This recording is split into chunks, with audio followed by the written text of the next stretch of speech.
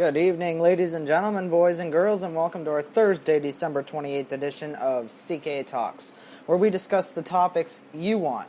I'm Brandon Med, and thank you for joining us today.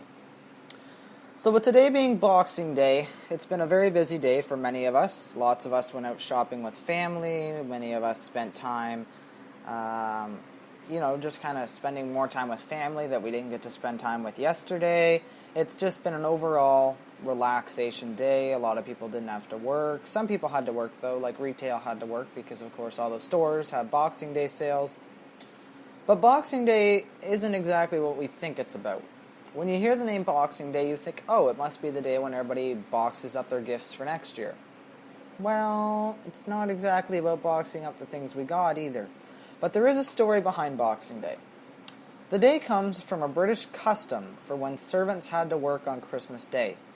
Since the masters made them work on Christmas, the day after Christmas, the employers would send the servants home with boxes that would include gifts, bonuses, or even leftover food from their Christmas dinner. So basically, what this is really saying is that they would just re-gift everything. Didn't matter what it was, the food, the gifts, everything. They would just, oh, here, look, we got this for Christmas, our servants need a gift, so let's just rebox it and give it to our servants. That's kind of what the gist of what happened was, which is actually funny because I did some studying, some research, and found a very interesting article here about regifting, because I originally planned to talk about regifting, but figured that I'd throw in this little tidbit about Boxing Day. So I'm sure all of you know that like half of your gifts were probably regifted to you, right? Oh, whoops, guess I let the cat out of the bag. But I guess the main question here is, do you really have a problem with it? Because me personally, I don't have an issue with it.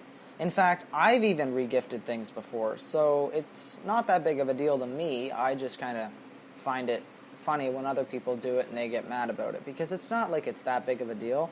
But of course, you all do have your opinions, right? I do, though, think it's fair to tell the person that you're regifting something and giving it to them, because then you can, either tell them this amazing story about why you're giving it to them, or just say that you have no use for it.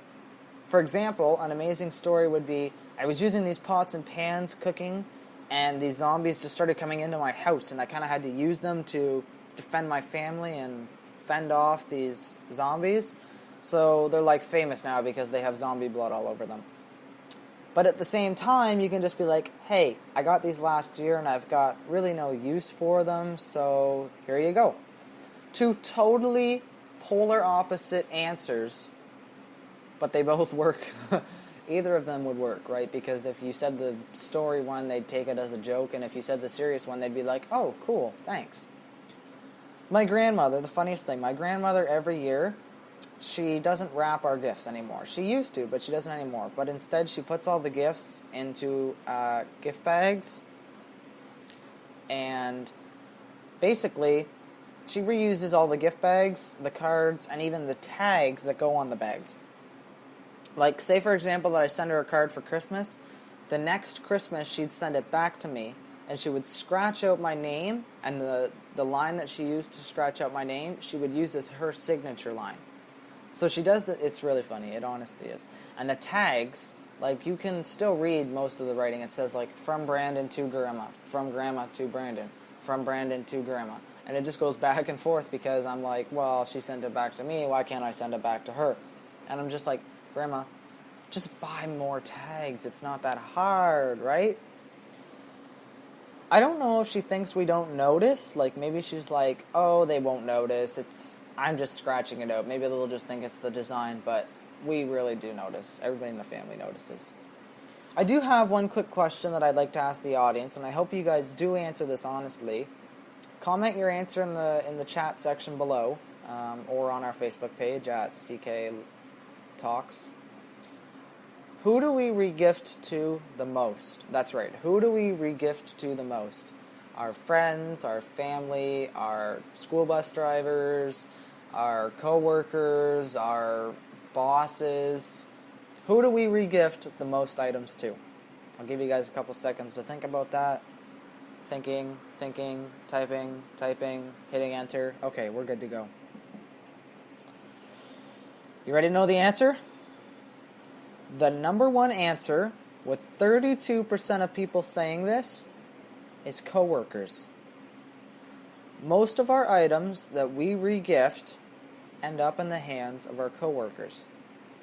And number two was friends, with 29% of people saying they regift to friends. Third was 20% with siblings. Fourth is our significant other. And in last place, with only 7% of people saying this, is our parents. Lucky parents, they don't get as much regifted. So if you're a parent, you always know that what you're getting is probably brand new, while everybody else is opening old gifts. I'm just kidding. I hope nobody would do that. So now you're probably wondering what the number one most regifted items are. Well, believe it or not, the number one item is houseware items like appliances.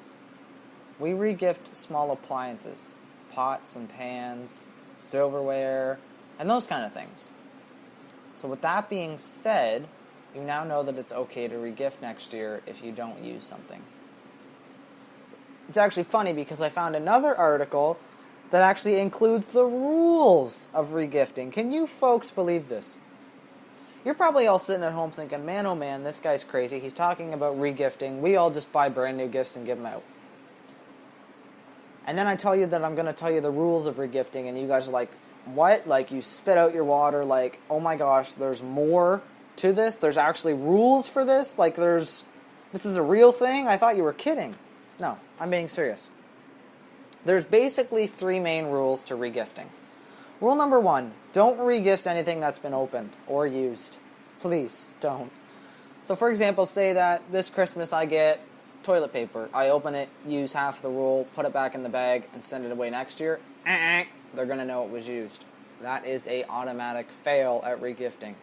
Say for example, I get a brand new guitar for Christmas. I don't play guitar. I don't want to play guitar. I take out the guitar, strum it a couple times, realize I don't like it, put it back in the bag. The new person gets it next year, they realize the string was broken because I strummed the guitar too hard. Automatic fail. Rule number two, don't regift one-of-a-kind items. For example, let's say you asked for a DNA kit for Christmas. Okay, here's your DNA kit. Then you say, I don't want it anymore. So what do? You give it to someone else for Christmas the next year. I think they're going to notice when they realize that you got a DNA kit for Christmas the year before. Rule number three, don't regift in the same group from where you got the gift. So for example, let's say my paternal family side gets me a drone, and I use the drone over the summer, which I shouldn't do because I'm not supposed to use it. Then I put it back in the box and regift it the next year to the same side of the family, and somebody opens it.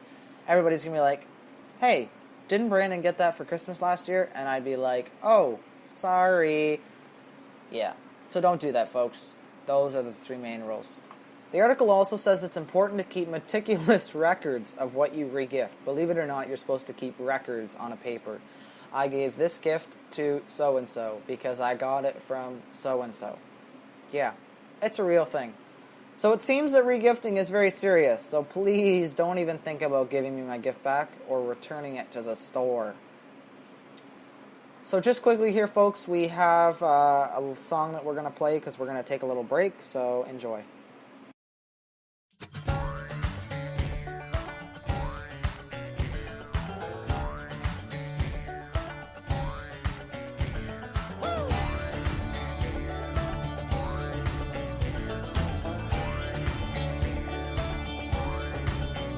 There's a moment in this journey that I gave up. My boots just couldn't walk another mile. And that cloud above me had no silver lining. I couldn't buy a break with my last dime. Oh, but when I saw you standing in the corner, I'd have never thought that you would have my back. But then we rolled in like the thunder and the lightning. Threw some punches, then we had a laugh. Just some rough, tough desperados, hanging tough through thick and thin, kicking up dust wherever we go. I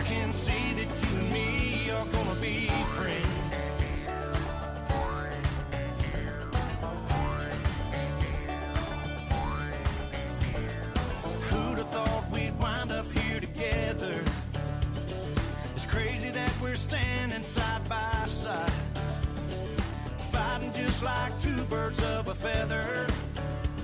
Who's gonna tell us now that we can't fly?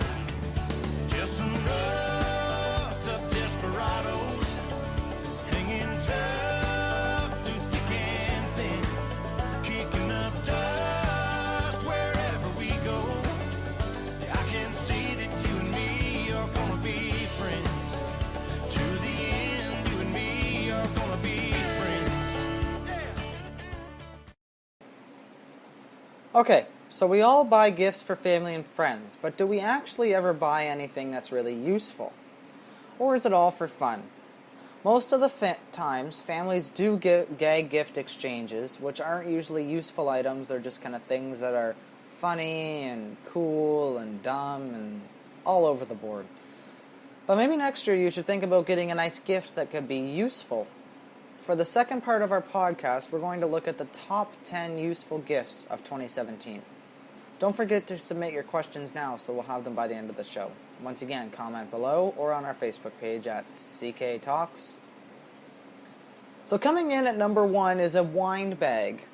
That's right, the number 1 most useful gift that you can buy someone is a wine bag. It's used for carrying wine out in public.